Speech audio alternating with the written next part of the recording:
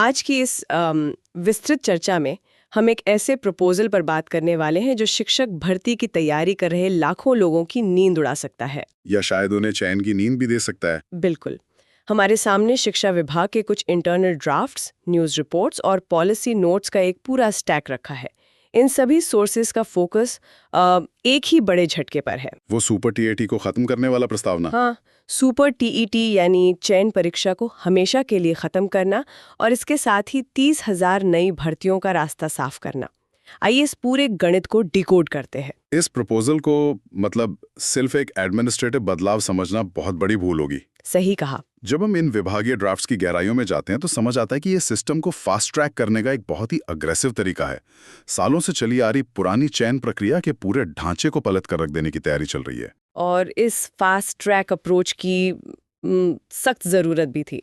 अगर हम थोड़ा पीछे जाकर देखें तो पुरानी व्यवस्था सच में एक कभी ना खत्म होने वाली थकाऊ मैराथन की तरह रही है। बिल्कुल, एक खत्म होती नहीं कि दूसरी शुरू। वही तो, पहले उम्मीदवारों को टीईटी यानी टीचर एलिजिबिलिटी टेस्ट पास करके ये साबित करना होता था कि वे रेस में दौड़ने लायक हैं, लेकिन वो तो सिर्फ एक एंट्री टिकट था। असली महाभारत तो उसके बाद शुरू होती थी। हाँ, सुपर टीईटी के रूप में।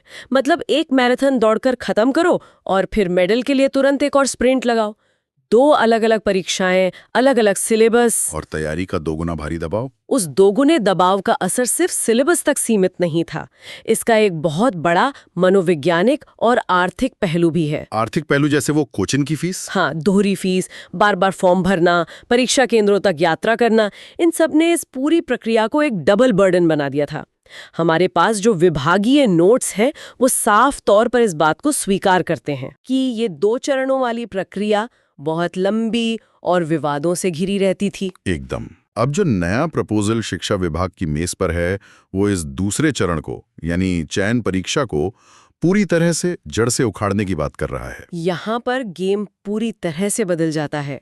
रिपोर्ट साफ कह रही हैं कि अगर सुपर टीटी हटता है तो मेरिट लिस्ट और फाइनल सिलेक्शन सिर्फ और सिर्फ पहले वाले पात्रता परीक्षा के अंकों के आधार पर ही होगा। कोई एक्स्ट्रा टेस्ट नहीं। कोई टेस्ट नहीं। जो नंबर उस एक एलिजिबिलिटी एग्जाम में स्कोर किए गए हैं वही सीधे तौर पर नौकरी तय करेंगे। अब तक टीटी सिर्फ कट ऑफ पार करने का खेल था, लेकिन अब इस परीक्षा का हर एक नंबर सोने जैसा कीमती हो जाएगा। ये एस्पिरेंट्स की पूरी रणनीति को रातों रात बदल कर रख देगा। जरा आप सोचने वाली बात है कि जिन उम्मीदवारों ने सालों पहले सिर्फ पासिंग मार्क्स लाकर टीईटी क्लियर किया था, ये सोचकर कि असली फोकस तो सुपर टीईटी पर करना है, अब उनका क्या होगा? ये तो सच में चिंता की बात है उनके लिए। दूसरी तरफ जो बिल्कुल नए उम्मीदवार हैं, उन्हें अब शुरुआत से ही अपना 100% देना होगा। ये प्रपोजल अनजाने में ही पुरानी पीढ़ी बनाम नई पीढ़ी के उम्मीदवारों का एक बड़ा मुकाबला खड़ा कर सकता है। और इस पूरी पॉलिसी को इतनी तेजी से पुश करने के पीछे एक बहुत बड़ा ट्रिगर भी है। 30,000 नई शिक्षक भर्तियां। बिल्कुल। हमारे सोर्सेज इस बात की ओर पक्का इशारा कर रहे हैं कि इस साल जो 30,000 पद आने वाले हैं वो इसी नई सिंगल एग्जाम प्रणाली के तहत भरे जाने का प्रस्ताव है। ये सिर्फ एक रैंडम पॉलिसी चेंज नहीं लग रहा। नहीं, इतने बड़े रिक्रूटमेंट ड्राइव को जल्द से जल्द और बिना किसी कानूनी अड़चन के पूरा करने के लिए ये एक सोची समझी रणनीति लग रही है। 30,000 पदों के लिए 2 अलग-अलग स्तर पर परीक्षाएं आयोजित करना किसी भी एडमिनिस्ट्रेशन के लिए एक लॉजिस्टिक नाइटमेयर होता है। 2 बार पेपर सेट करना, लाखों बच्चों के लिए सेंटर अलॉट करना, फिर रिजल्ट्स में देरी और उसके बाद होने वाले कोर्ट केसेस। वही एक सिंगल एग्जाम सिस्टम से सरकार का समय, पैसा और संसाधन तीनों बचते हैं।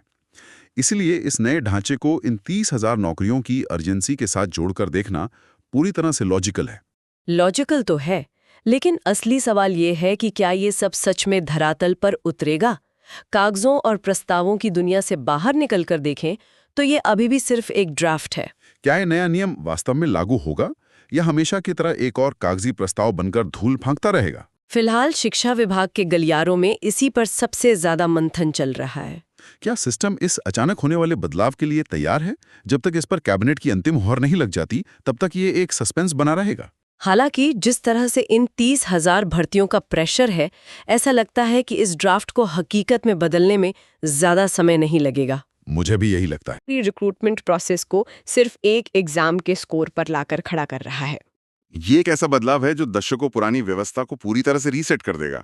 ये सिस्टम को रीसेट तो करेगा, लेकिन इसके साथ एक बहुत गहरा और परेशान करने वाला सवाल भी खड़ा होता है।